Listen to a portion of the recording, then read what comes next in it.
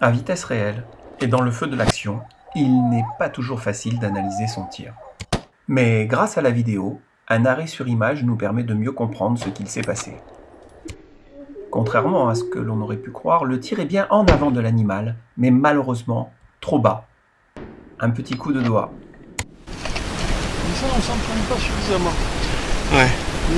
Le coup de doigt, c'est vraiment une ligne continue, une crête de toit, quelque chose qui fasse un truc suivi, et tu décides qu'à tel endroit tu vas tirer. Mais tu regardes sur quand tu passes dessus. Tu regardes sur tout ton canon. Il faut que ta main ne se crispe pas. Ouais, c'est ça. Quand tu tires. Ta main doit tenir le fusil et ce doigt-là doit devenir complètement indépendant. Il n'y a plus que lui qui va agir. Tandis que... Est-ce que tu dois être surpris par le départ? Les autres tireurs, hein, quand ils font un coup de doigt, en général, il se passe ça. Ah bah oui, ça baisse. Parce que toute la main se contracte. Et donc, se contractant toute la main...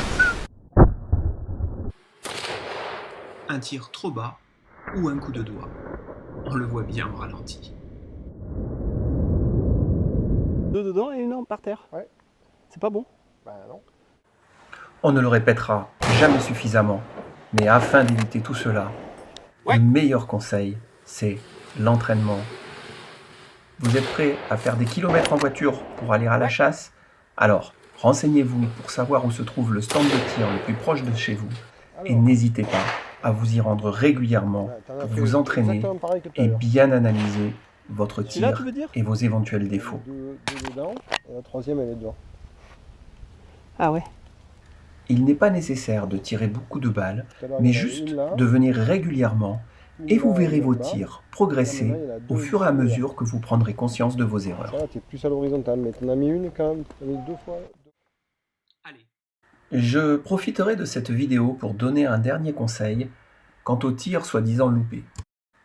Concernant le tir loupé qu'on voit au début de cette vidéo, on pourrait presque penser que l'animal est touché. Mais attention, je dis bien loupé car je suis allé à l'Andschuss, c'est-à-dire au lieu exact du tir de l'animal, pour contrôler s'il y avait des indices type sang, os, etc. permettant de savoir si l'animal avait été touché ou non. Et j'ai ensuite soigneusement examiné la coulée, c'est-à-dire le chemin pris par le sanglier dans sa fuite, pour vérifier encore. Parfois, des tireurs pensent avoir manqué et laissent fuir ou mourir au bois des animaux blessés. En effet, dans sa course, l'animal ne réagit pas toujours à l'impact et peut tomber 50 mètres plus loin avec une balle de poumon ou de cœur. C'est pourquoi il faut éviter de tirer au-delà de 100 mètres pour bien repérer le passage de l'animal et le tir afin de permettre de faire ce contrôle. Si l'on retrouve des indices permettant de penser que l'animal est touché, l'idéal est de lancer alors une recherche avec un conducteur de chien de sang.